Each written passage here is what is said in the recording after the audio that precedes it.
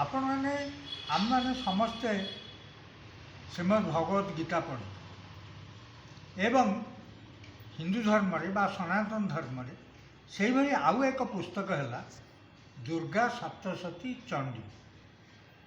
तेणु यही जो दुईटी पुस्तक गीतार 700 श्लोक एवं दुर्गा सप्तशती श्री श्री चंडी पुस्तक श्लोक अर्धश्लोक उवाच मिशिकी 7 श्लोक। गीतार भगवान कृष्ण कृष्णस्तु भगवान स्वयं बोली व्यास कहे। तेणु गीतार नायक हेले भगवान कृष्ण कृष्ण कन्हैया। युद्ध वारफिल्ड रे युद्ध क्षेत्र में गीता भगवान का मुखनिसृत बाणी। तेणु सनातन धर्म गीता ठू बड़ी आउ शास्त्र नहीं। सबू वेद उपनिषद सबूर निर्यास cream is Gita. It's a universal gospel. It's not meant for any community or any faith or religion. It is for the whole of humanity. It's a universal gospel told by the Lord Krishna to Arjuna. Arjuna is the representative of the human beings. जाओ एपटे माँ दुर्गे दुर्गति नाशिनी सप्तशती चंडीर आराध्या देवी। गीता आसुची महाभारत शास्त्र मध्य महाभारत शास्त्र गीता अच्छे से भली चंडी मध्य मार्कंडेय पुराण अंतर्गत। गीता महाभारत अंतर्गत एवं दुर्गा सप्तशती चंडी मार्कंडेय पुराण अंतर्गत। यार श्लोक संख्या 100 एवं चंडी श्लोक अर्धश्लोक उवाच मिशिकी 100। चंडी रे भगवान नवम अध्याय राजविद्या राजगुह योग गीतार कहते मयाध्यक्षेण प्रकृति सूयते सचराचरम हेतुनानेन कौन्तेय जगत विपरिवर्तते। भगवान कहले जे मो अध्यक्षतार प्रकृति समस्त कार्य संपादन कर क्रियमाण शक्ति जे शक्ति बा प्रकृति प्रकृति है शक्ति से मो निर्देश कार्य करते। एपटे माँ दुर्गे दुर्गति नाशिनी तांकठारु भी जगत सृष्टि एवं से जगतर आरंभ मध्यम एवं शेष। गीतारे बारंबार भगवान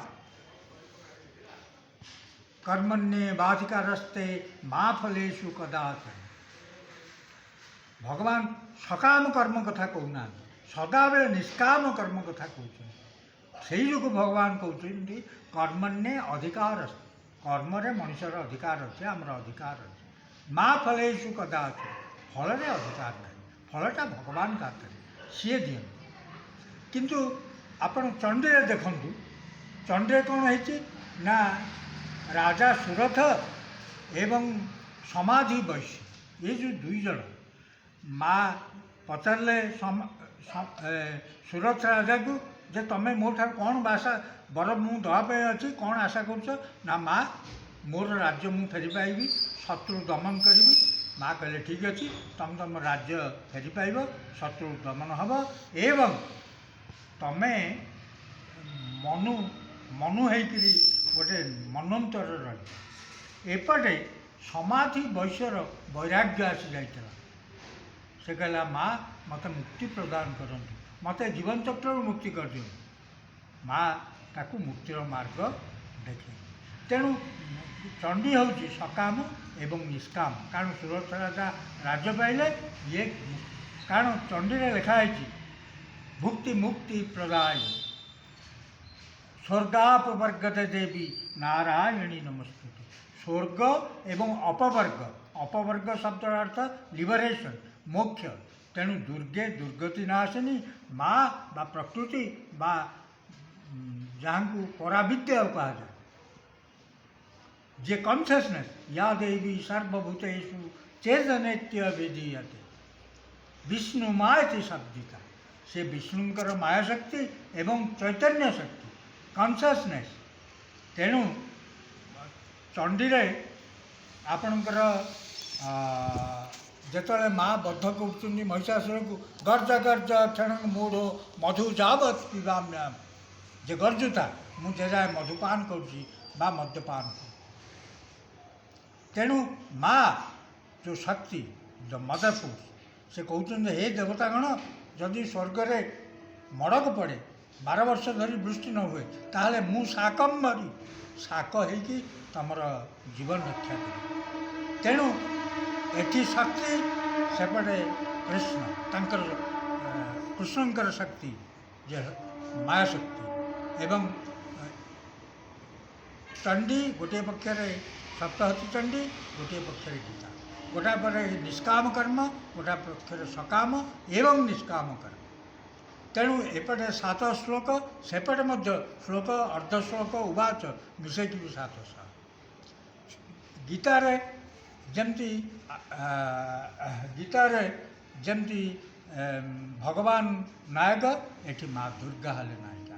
ତେଣୁ ଗୀତା ଆଉ ଚଣ୍ଡୀ ସମ୍ବାଦ ଏକ ଏବଂ ଲକ୍ଷ୍ୟ ଏକ, ଏବଂ ଦୁଇଟି ଶ୍ରେଷ୍ଠ କାବ୍ୟ ବା ଶ୍ରେଷ୍ଠ ପୁସ୍ତକ ଆମର ସନାତନ ଧର୍ମ। ସିୟାବର ରାମଚନ୍ଦ୍ର।